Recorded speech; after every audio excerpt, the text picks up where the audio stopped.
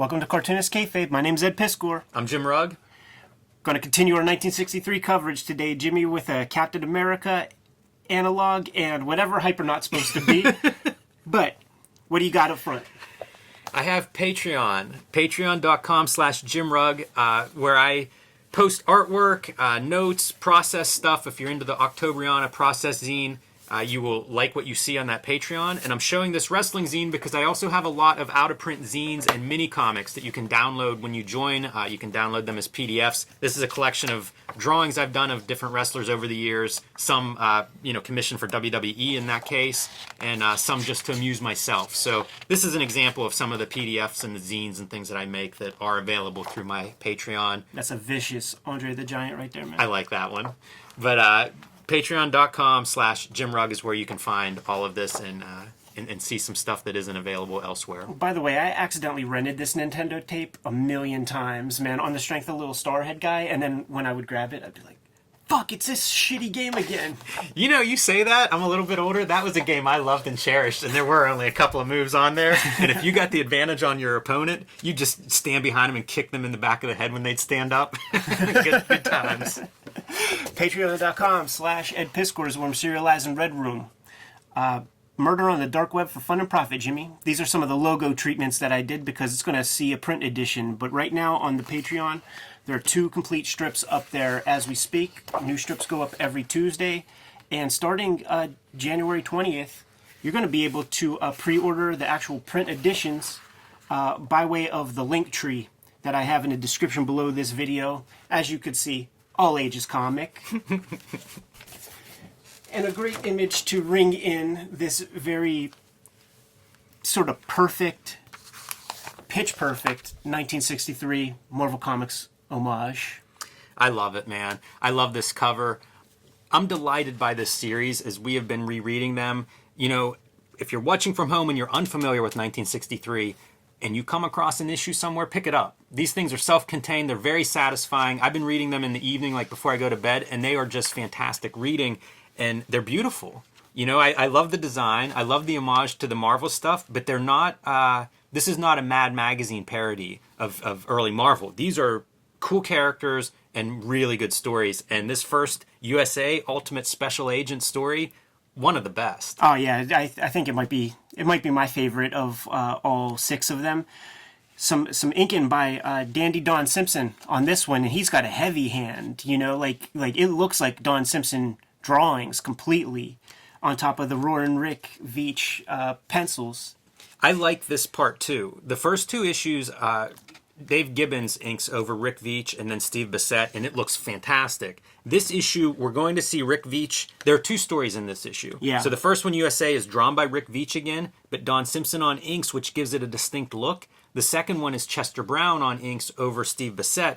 And I think this is a brilliant thing that they do. If you had the same creative team, the books would really feel like, they're supposed to be different books, but they all feel and look the same. Right. By switching up, put a different inker on it. Suddenly the book has a different flavor. Right. And it really complements the idea of this anthology of like, these are different issues that came out in 1960, different titles, different characters, different creative teams.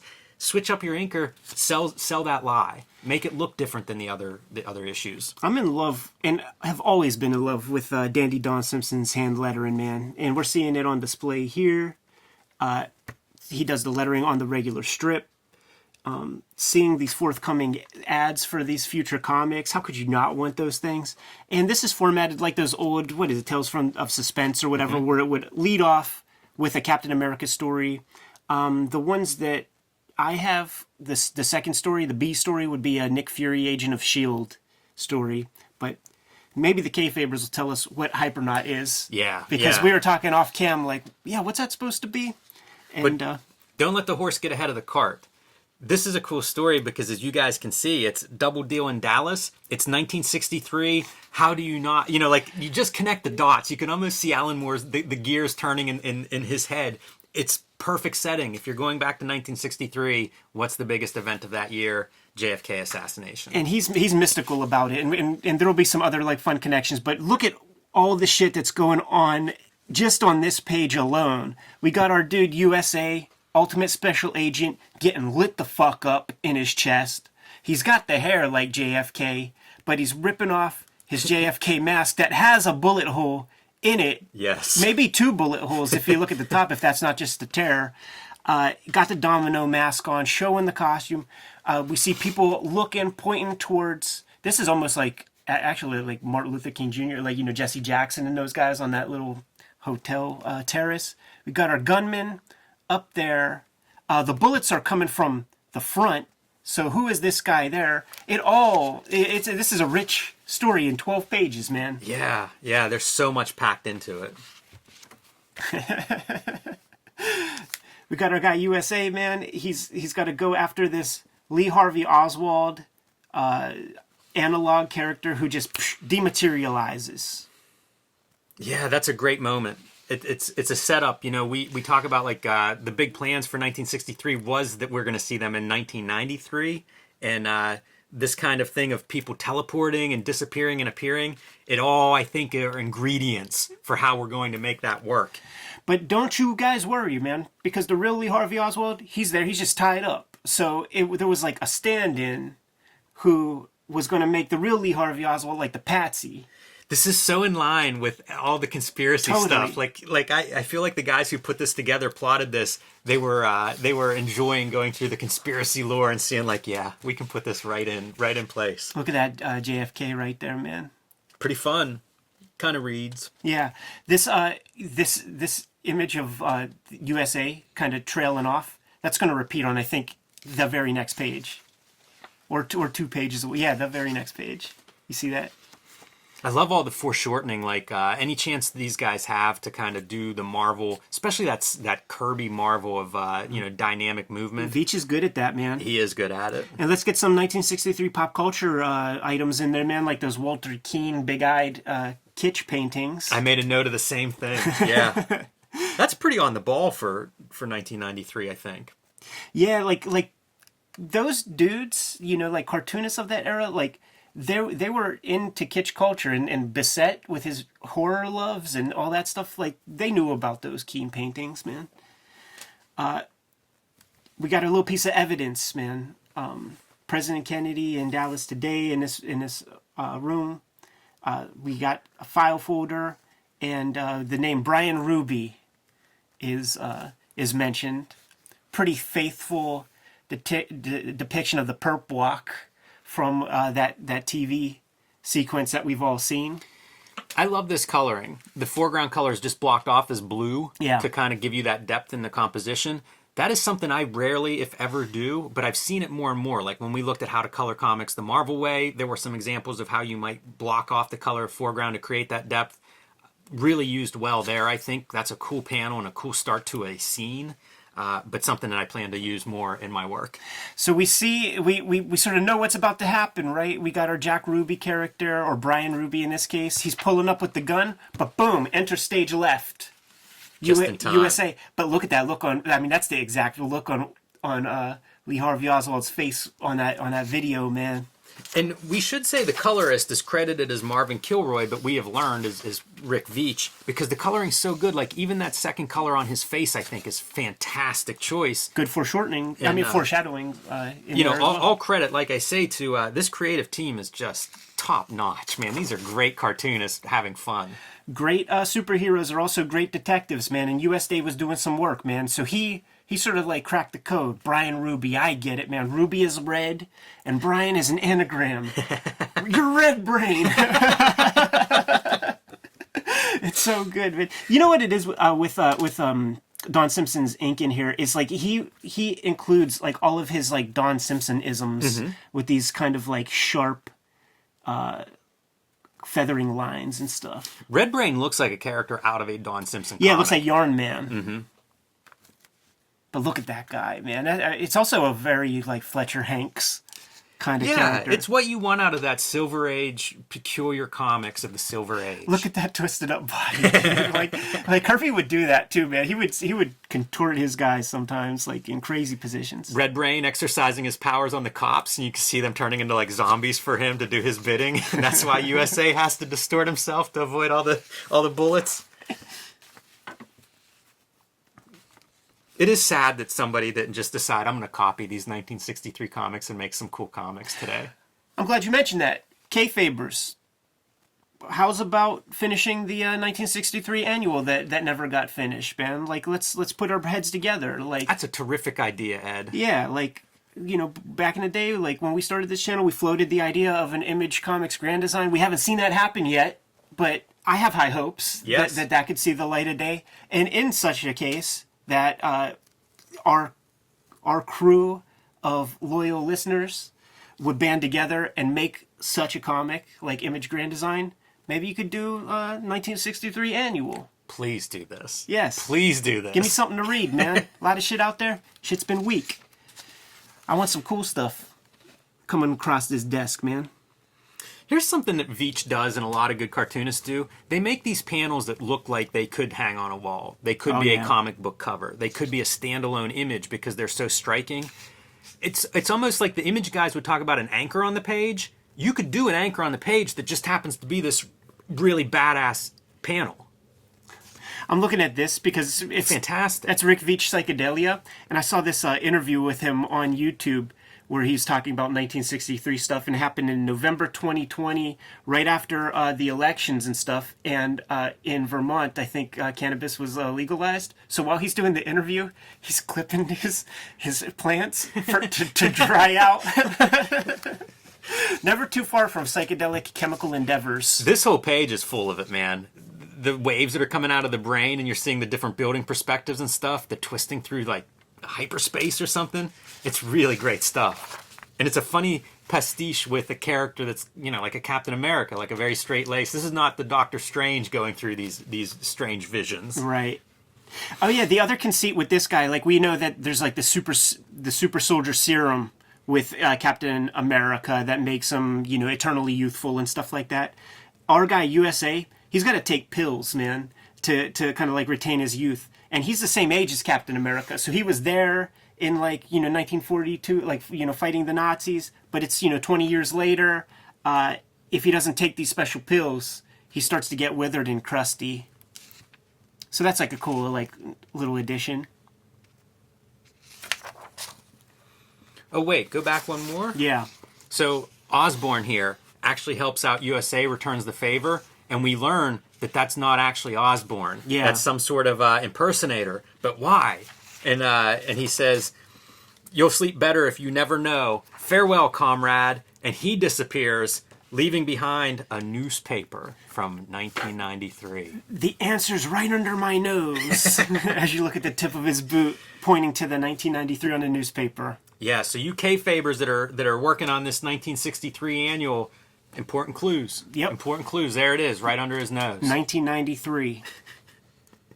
More of the mock ads that just make this so sweet. And this is where where you see the 1963 annual discussed in this column. Whenever we talk about it, this is where we get most of our information about it. There have been stories over the years, but they're plugging it from the beginning. Like, that was part of this concept. And you see, what I learned from this editorial is that Jim Lee was going to do the 93 characters, the image characters, but apparently Veitch and Bissett would be handling the 63 characters. So we looked at like Savage Dragon versus Megaton, where you have two artists drawing their own characters interacting. Right. Imagine this, man. Amazing. Imagine this. That would be incredible. Jazzy Jim Lee. Yes. And Alan Moore gets into this whole thing about at this point he's just a very promising strand of DNA because he hasn't been born yet. But if and when he does get born, we think that he might even make a cool comic like Wildcats. There's a lot of good stuff there. Jump to Hypernaut. Yeah, you Ed, you mentioned it at the top of the show. What is Hypernaut? What's the counterpart for Hypernaut in 1963 Marvel Comics? I don't know the answer. Doesn't seem clean. It doesn't seem clean. Could it be like how they would do like reprints of stuff from like the Atlas days? The colors make me think of Kirby Fourth World, because like Mr. Miracle, like there would be all these kind of tertiary colors and 100% plates of what was available and stuff like that. Like, this is a very Forever People or New Gods, Mr. Miracle kind of palette we're looking at. But that's Arnim Zola or whatever that character's name from the Captain America dude with the little face on the chest and a little camera head. But Hypernaut, it's not the only one that's not cleanly a Marvel character unless you and I are both spacing out on something, man. But I think love we'd be it. redundant. And I'm going to call attention to the colors on this is Tony Tollin. I don't know that name, so Yeah. I don't know if that's Rick Veitch again or if it's somebody else who's stepping in. It could be. Also, John Workman is coming on for letters. We had Great seen stuff. Don Simpson doing the letters on all the 63 up to this point that we've read. And, of course, Chester Brown, we mentioned, is inking, great cartoonist from Canada, at this point known for Yummy Fur and the books that came out of there, like Ed the Happy Clown, I Never Liked You, stuff like that. It's a very different looking chapter. Like, here we are, and I love it. I think that's what helps make 1963 special, is bringing in these other pieces to kind of like make them distinct. And this story is real fun to read, very distinct. I don't even know exactly, how you would describe what Hypernaut is. Right, yeah, like this is, it's almost even like a Charlton. Like, I would say that this is steeped far more in Steve Ditko than Jack Kirby. I think we could agree on that. Though the villain, like the big monster, is kind of Kirby-ish. I love this, like the space station. It's like that MC Escher Right. illusion of how it's bending around. Sums up Hypernaut pretty well. And, he's this being, like you get the little recap of who he is and stuff. He's this being that's just like Data. Like Right. he can exist in these different bodies. If something happens and his body's destroyed, assuming that he extracted his being out of it, he could put that in another body, as we're going to learn. But this is a trippy, fun comic. Sturdy Steve Bissett, Kubert School student, and I think that this little creature right here is like Tor's little companion. Look at this thing, man. This is like the lead up to like an important video game boss, and that's like the reveal. This would be like a full motion video, and then boom, you start to play the game right after you get this sequence. Yeah, this is a really cool character design and concept. Yeah, the lighting sells it so much, man, with like the onion ring fingers and stuff. And that top left panel, you'll see what he's sailing by, what he's flying by, are different Hypernaut bodies. Right. And so you see like a really tiny one there in the corner, but also these giant beings. That's a fun concept, the Hypernaut concept. But yeah, this villain monster is a great monster. That's what makes me think when you say, like the old Atlas monster comics or something, that makes me think of those. Right. I love the cross sections too of, he seals off some chamber. Hypernaut seals it off to kind of keep distance between him and the monster. And the monster comes around the cross section, where we start to learn that he's this extra dimensional being. Yeah, which is very important for the overall 1963 story. We need to play with time space a lot in order to get to the conclusion that's never come, but the Kayfabe community will come through. And that's pretty much what Hypernauts, like this whole strip is about, is just selling us on the extra dimensional aspect of this universe, man. Got a good Kirby-ish collage piece right here. Somebody said that, is that one dude, Jace, who owned the artwork, man, to the last Mystery Incorporated page that had like a big collage image and said, like, I don't even know what was all There was pasted up on that paper. some color and stuff in the original. He had the original version. He owned it, yeah. And was talking about that collage being very rich. And you see that throughout, like even with the lettering stuff that's pasted up, Yeah. where it's like clipped from something or it's music notes. I would love to see all these originals. Totally. I'm sure they were all really special. I was reading this and, I didn't remember all the particular details. So, like, as you read this, Hypernaut just gets destroyed by this monster until, like, all that's left is the little head that this monkey character is clinging to. And I'm reading it like, man, how's he getting out of here? What's his plan? Because that's the thing. Partway through, he's like, he has a plan, but his plan, he gets destroyed. Right. And that's where we see, the origin of like, oh, okay, put me on another body and I'll be good to go. Yeah, man. That's like a thumb drive. That little cue ball. Yeah, I bet a lot of this comes out of Alan Moore looking at consciousness, because that's something yeah. you can read in interviews, him talking about, like, where do ideas come from? It's weird that, like, 6 people get the same idea. So I imagine that this comes out of some of his interests. Yeah. Sells us hard on these fake letters pages. Yeah, it's great, the mix between what's fake and what's real. So, in some of these places is where you'll get to hear plugs for, the collaborators, the people that are working on this and what they're actually doing, what you can find. we mentioned it in past issues, things like Taboo and Spider Baby graphics and Miracle Man. It's amazing what these guys were all working on. Unmistakable Steve Bissette pinups here, man, with his own inking. You know, he's got these like very quick strokes, bold strokes. Queep. The monkey name. Pretty interesting to see Hypernaut and Queep interpreted by Bissette, where he's doing the finishes, compared to what Chester Brown brings to that story. I love that too. The fact that you can kind of look through a book like this and you know, see these different interpretations, even though it's the same artists playing a little bit of roulette as to how they match up and how you get a totally different end result. And here goes Dandy Don Simpson, man, doing his Kirby-ish kind of image, man. I really like his drawing. I love this crazy bold brush. Like, it makes me wonder, like, is that one stroke, or are you doing two strokes and then filling in some blacks with some of this stuff? Yeah, anytime you see that feathering, it's pretty easy to add that stroke. You know, like each of those points is going to be a different moment of the brush touching. So if it's I'm looking feathering at that. Back, I'm looking at like these boots, man. I'm looking at the sort of shadow on the arm, like the leg. Like, I don't think you get that well-run brush stroke. That's, you're playing with stuff. Yeah, it's good stuff. Don Simpson, man, maybe near the top of his game at this, you know, around this time period. I'm a fan, and dude, just think about it.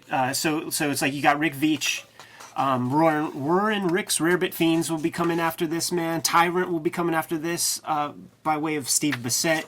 And 20-something issues, man, of Bizarre Heroes are going to come probably on the strength of the royalties received from these Image books. You know, we'll look at splitting Image one of these shows. Yeah, I was going to say, at some point it's worth thinking about everything Simpson was doing at that time, and hopefully, you know, the world opens up again at some point. Maybe we'll have a chance to talk to him on camera, because Pittsburgh guy, like we've run into him at lots of shows and had a chance to hear some of these stories, you know, behind the scenes. But I mean, he was really around Image a lot in that first maybe 2-3 years. I'd be curious to hear some of that on camera. Let's get spicy, man. And let's close things out, man, with a little inspiration from the famous Jack Davis Frankenstein that would be in all the Warren magazines, man. Get your own monster-sized commie. This is great. This is the kind of thing, like, this should have been, this could have easily been a fuel for another Octobriana adventure. Instead of Robot Stalin, let's go with Frank and Monster Stalin. Issue 2, man. Indeed. Get out? Yes. Kayfabers, like, follow, subscribe to the YouTube channel, hit the bell. We'll notify you when new vids are available. What you got, Jim? Patreon.com/JimRugg, posting lots of artwork on there, out-of-print comics and zines that you can download whenever you join. Patreon.com/JimRugg. Got a link tree in the description below that has all of my stuff, books, Patreon. If you are checking this out after January 20th, 2021, you can pre-order the Red Room physical comic. But until that point, or if you want to just read the stories ahead of time, patreon.com/EdPiskor for the early adopters who want to read those things, man. What else, Jim? Good job on the date, by the way, Ed. I'm still writing 20s down when I'm trying to figure out dates. I still write down 19 once in a while. You can subscribe to the Cartoonist Kayfabe e-newsletter at the links below this video to keep up with everything that we have going on. I encourage you to do that, because with social media, you don't see everything that we post and add and update.